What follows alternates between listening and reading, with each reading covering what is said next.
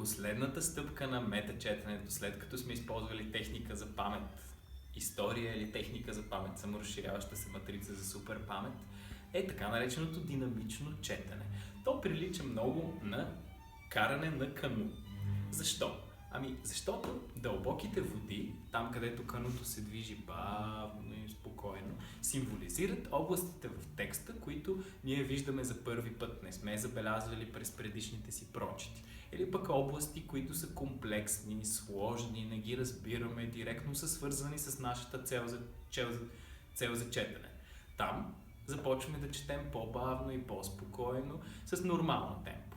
Докато бързите са всички области, които ние сме преминали през предишните нива на метачетенето, или пък са прости, или пък автора се повтаря, или пък не са свързани с целта ни, не са ни важни. Там преминаваме с скорост за супер четене и спайдър четене, дори на местата, където видим, че цели пасажи и глави не са релевантни за нашата цел, преминаваме бързо с скорост за фоточетене и просто прелистваме страниците. Ключовото при динамичното четене е, че скоростта варира. На моменти е бързайте, на моменти е бавна по време на дълбоките води. Това помага на нашия мозък да сменя честотите и мозъчните вълни и съответно да не е монотонен, защото монотонното четене води до състояние на автохипноза и драстично намаляване на памет, концентрация, възприемане и така нататък.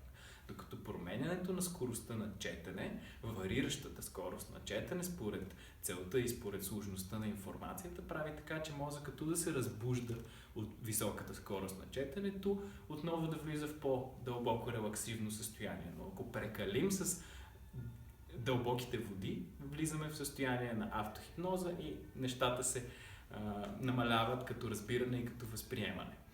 Друго ключово за динамичното четене е, че се хваща главата или книгата и се чете динамично от край до край.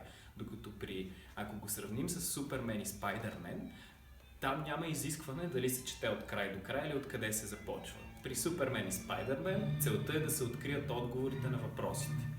Много хора от обученията на Полши или по фоточетене, на края на курса, когато ги попитат след като са приложили всички стъпки на системата без динамично четене, когато ги попитат имате ли нужда от повече информация от книгата, около 60% от хората казват не, нямаме нужда, извлеках всичко от книгата, сега е нужно да действам, за да постигна целта си, използвайки извлечената информация.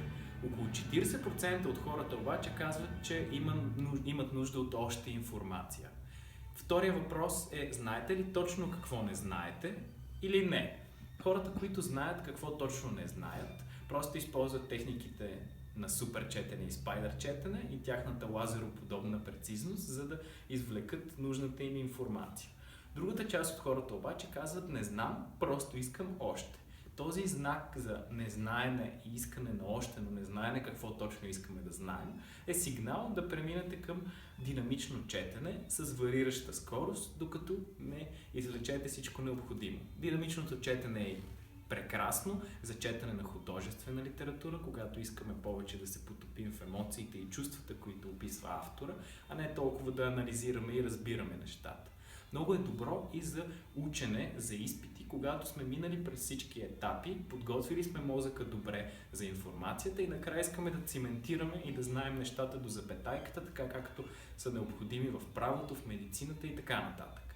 Въпросът е винаги да го правим с избор и с вариране на скоростта, за да можем съзнателно да решаваме къде е интересно, къде не е, къде е важно, къде не е, къде е свързано с целта ни и къде не е.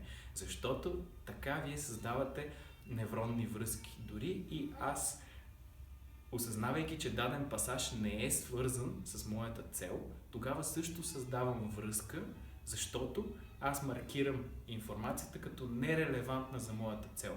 Но това, че тя не е свързана с цел, също само по себе си е връзка. А ученето е създаване на нови невронни връзки. Когато действаме, мислим, разсъждаваме и правим, ние създаваме нови връзки. Когато просто зяпаме информацията, не се създават нови връзки и не се получава учене, камо ли учене без учене.